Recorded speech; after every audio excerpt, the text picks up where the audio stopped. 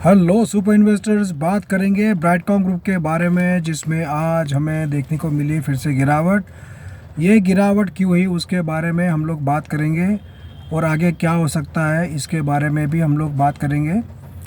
काफ़ी लोगों को उम्मीदें थी कि अभी बस जाएगा 45-50। हमें सभी को लग रहा था कि तेज़ी बरकरार रहेगी। कल शानदार 13% का अपर मुँह दिखाया आफ्टर लॉन्ग टाइम, और सर्किट रिवीजन जो हुआ था उसका बेनिफिट काफ़ी लोगों को मिला।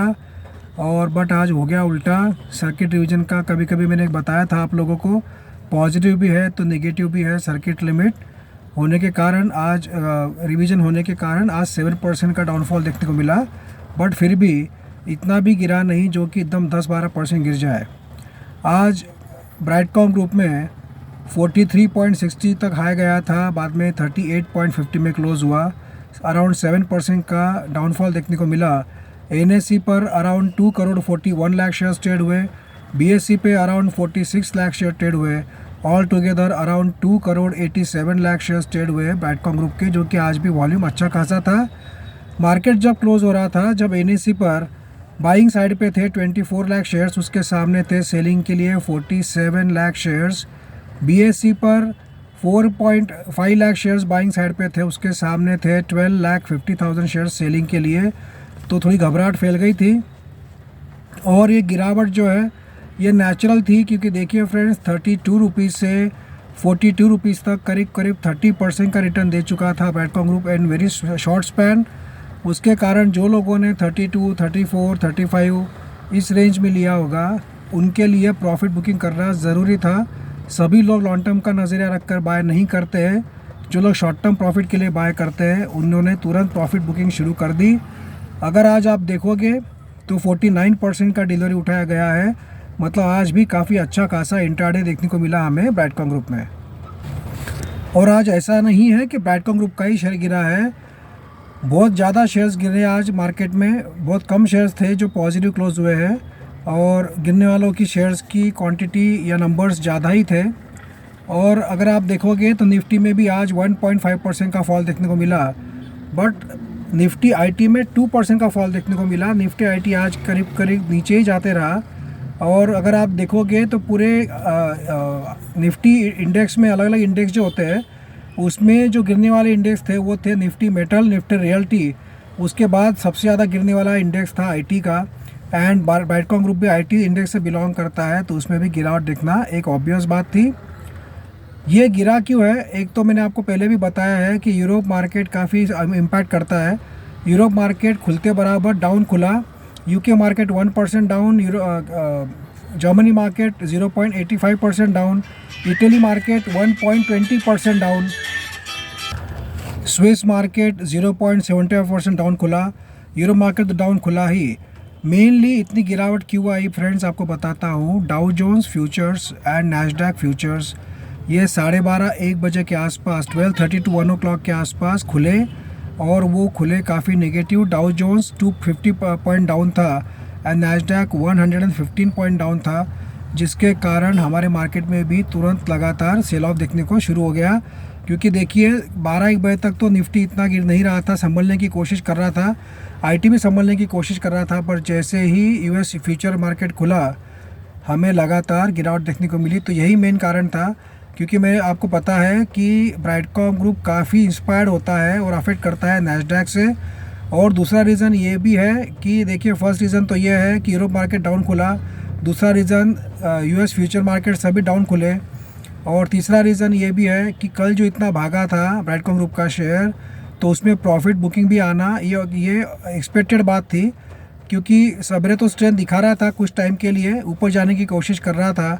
बट जैसे जैसे टाइम आगे बढ़ते गया, हमें ब्राइटकॉम ग्रुप में भी प्रॉफिट बुकिंग देखने को मिली। तो प्रॉफिट बुकिंग होना ऑब्वियस था, क्योंकि एक ही दिन में इतना जो जंप लगाया, तो जिन लोगों ने 40 के रेट में भी लिया होगा या 38 के रेट में भी लिया होगा, उनके लिए प्रॉफिट बुकिंग करना ज़रूरी हो गया था। इसीलिए गिरावट हुई है। ऐसे कोई बैड न्यूज़ वगैरह कुछ भी इसमें नहीं है। अब छोटा सा सपोर्ट है 38 रुपीज़ का, उसके बाद में का सपोर्ट है 36 रुपीज़ का, उसके बाद में का सपोर्ट है 34 और 32। देखना यह है कि कल 38 से बाउंस करता है कि 36 तक जाके रुकता है। बट वैसे तो आज सपोर्ट लिया और वैसे तो नीचे नीचे जा रहा था बट मार्केट ही क्लोज हो गया, बट फिर भी 38.50 मतलब एक सपोर्ट के आसपास ही क्लोज हुआ है, उसके नीचे नहीं गया है, ये पॉजिटिव बात है। अब हम एक्सपेक्ट कर रहे हैं ऑडियो कंपनी का जो एक्विजिशन का न्यूज़ है वो सब लोग उम्मीद कर रहे हो आएगा, तो थोड़ा स्ट्रेंथ आएगी ब्राइडकॉम ग्रुप में वापस।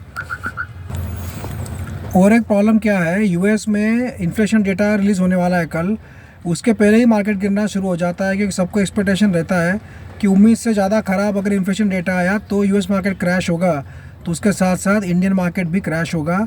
तो ये चेन रिएक्शन है, ये डर के मारे आज प्रॉफिट बुकिंग शुरू हो गई और निफ्टी तो गिरा ही, साथ में निफ्टी आईटी भी गिरा, और निफ्टी आईटी गिरा तो ब्राइडकॉम ग्रुप भी गिरा। बट फ्रेंड्स मैं बार बार कहता हूँ लॉन्ग टर्म का नज़रिया होगा तो आपको होल्ड करके रखना है, लॉन्ग टर्म का नज़रिया होगा और आपको कॉन्फिडेंस होगा, फॉरेंसिक ऑडिट का रिपोर्ट पॉजिटिव आएगा तो। क्योंकि और मैंने बार बार यही कहा है कि बहुत ज़्यादा बुलिश होना नहीं है इस मार्केट में। काफ़ी लोग तुरंत पूछने लग जाते हैं 60 जाएगा क्या, 70 जाएगा क्या, ऐसा नहीं है फ्रेंड्स, क्योंकि मार्केट इतना वोलाटाइल है, कोई भी कितना भी अच्छा स्टॉक हो तुरंत प्रॉफिट बुकिंग आ जाती है। एंड प्रॉब्लम ऐसा है कि ब्राइडकॉम ग्रुप में मोर देन 200 करोड़ शेयर्स है, तो कोई ना कोई तो बेचना शुरू कर ही देता है, प्रॉफिट बुकिंग होती है। छोटी इक्विटी के शेयर्स होते हैं उसमें भागना भी आसान होता है और गिरना कंट्रोल करना आसान होता है, बट ब्राइडकॉम ग्रुप में वैसा नहीं है। हालांकि Q2 के नंबर भी अच्छा आने की उम्मीद है, TCS के नंबर अच्छा है, तो वो एक पॉजिटिविटी आई थी आईटी पैक में, बट बाद में जैसे ही यूएस फ्यूचर निगेटिव खुले तो सब में सबके हौसले हो गए पस्त और गिरना शुरू हो गया मार्केट। बट लेट्स होप कि बहुत ज़्यादा नहीं गिरे। और अगर आप देखोगे रेजिस्टेंस तो 42 का रेजिस्टेंस है, वो ब्रेक करना ज़रूरी था, वो ब्रेक करने की कोशिश किया पर नीचे आ गया। 42, 44, 49 ये 3 रेजिस्टेंस है, और मैंने आपको बताया 38, 36, 34, 32 ये छोटे छोटे सपोर्ट है। अब देखना ये है कल क्या होता है। बट अगर यूएस मार्केट अगर आज क्रैश हुआ तो उसका इम्पैक्ट हमें ब्राइडकॉम ग्रुप में भी देखने को मिलेगा, कल 38, 36 तक जा सकता है। और अगर क्रैश नहीं हुआ, नॉर्मली हुआ, फ्लैट अगर यूएस मार्केट रहा तो फिर से हमें देखने को मिलेगा 40 रुपीज़ तक भी जाने की कोशिश कर सकता है ब्राइडकॉम ग्रुप का share. It totally depends on the market, but again long term का नज़रिया होगा तो बाय ऑन डिप के स्ट्रैटेजी से बाय कीजिए, और अगर शॉर्ट टर्म का नज़रिया होगा तो buy on dip and sell on rise के स्ट्रैटेजी से प्रॉफिट बुकिंग करते रहिए, because market is very volatile.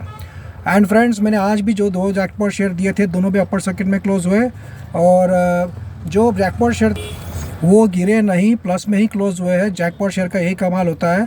कल के लिए जिसको जैकपॉट शेयर चाहिए होगा वो मुझे व्हाट्सएप करके पूछ सकते हो 9545850000 इस नंबर पर, जिसका फर्स्ट जैकपॉट शेयर का प्राइस है ओनली 500 रुपीज़। तो you can try it for tomorrow market. अगर आपको करना होगा तो आज ही आप बाय करके पेमेंट करके बाय करके रख सकते हो, जो कि आपको कल कि जैकपॉट शेयर 1 डे से 10 डेज़ के अंदर आपको अराउंड 10% का प्रॉफिट दे देता है। आज भी 2-3 शेयर अपर सर्किट में क्लोज हुए हैं जो जैकपॉट शेयर थे, तो और बाकी भी शेयर गिरे नहीं, प्लस में ही क्लोज हुए। तो यही कमाल होता है जैकपॉट शेयर का। So if you want you can contact me today. So let's hope Brightcom group doesn't fall too much. Let's hope कि फिर से यहाँ से बाउंस बैक करे। और ये जो सर्किट लिमिट है, ये एक पॉजिटिव बात यह है कि अभी सर्किट लिमिट 20% का ऊपर या लोअर सर्किट नहीं लगाना चाहिए, नहीं तो सर्किट लिमिट फिर से रिवाइज होगा। तो अभी नॉर्मल ट्रेडिंग चल रहा है, ये ठीक है हमारे लिए। लेट्स होप कि कल इतना नहीं गिरे और ऊपर ही जाए। आपको क्या लगता है कमेंट करके ज़रूर बताना। Thank you friends.